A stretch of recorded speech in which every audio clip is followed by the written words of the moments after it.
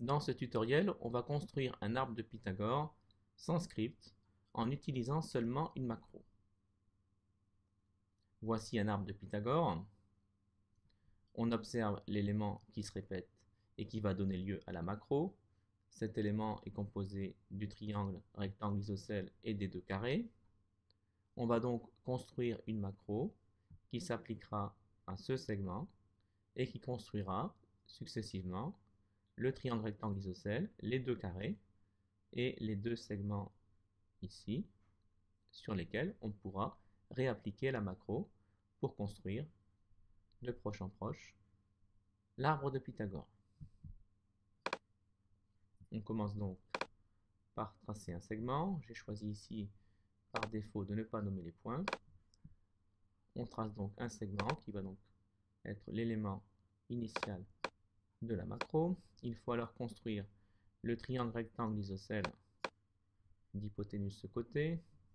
On va commencer par utiliser l'outil médiatrice.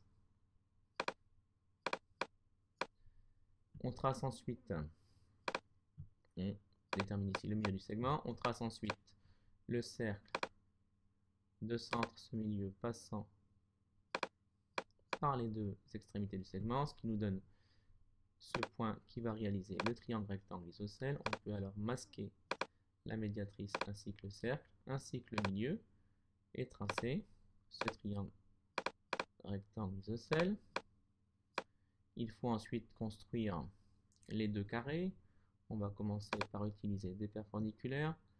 Donc à ce segment passant par ce point, à ce segment passant par ce point, à ce segment passant par ce point, et à ce segment passant par ce point.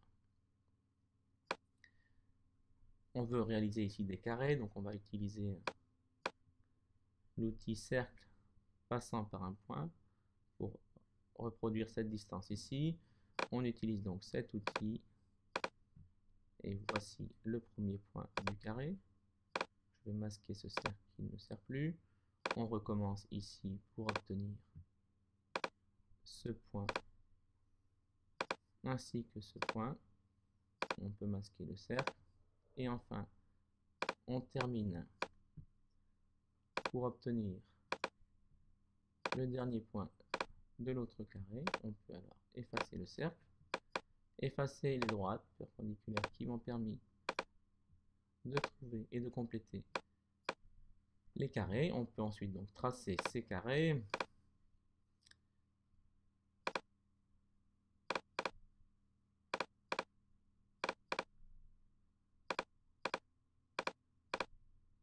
Voici.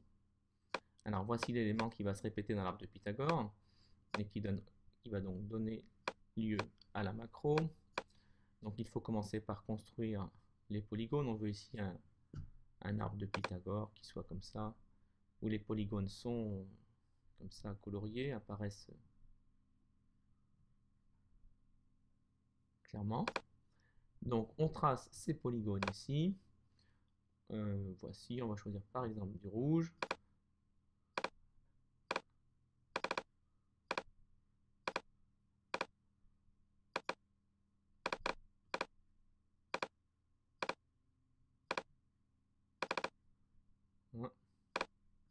Donc voici mes trois polygones. Et donc je dispose désormais de tous les éléments qui vont me permettre de définir la macro. Donc je définis cette macro, je crée une nouvelle macro. Elle a un seul objet initial qui est ce segment. Alors attention, il faut s'assurer, mais on l'a fait correctement. Il y a un petit problème d'orientation, donc j'ai orienté ce segment de gauche à droite, ainsi que ces segments ici de gauche à droite, donc ce qui fait qu'ils sont bien orientés. On pourra réappliquer la macro sans problème. Les éléments finaux, eh bien c'est donc ce triangle, ces deux carrés et ces deux segments sur lesquels je vais réappliquer la macro. Alors on pourrait aussi faire afficher ces segments, mais bon, on va pas le faire ici. On va appeler cette macro arbre de Pythagore. Arbre Pythagore. On valide. On efface ensuite toute la construction. Et on va repartir d'un segment quelconque sur lequel on va appliquer cette macro. Alors, vous voyez que la construction de la macro est anticipée et on recommence. Donc voici à un niveau et on recommence et on recommence. Voilà, et on pourrait ainsi poursuivre. Bon, on s'aperçoit que à partir d'un certain moment, il y a chevauchement de l'arbre. Donc voici comment on peut construire un arbre de Pythagore en utilisant uniquement une macro qui s'applique à un segment. Voilà.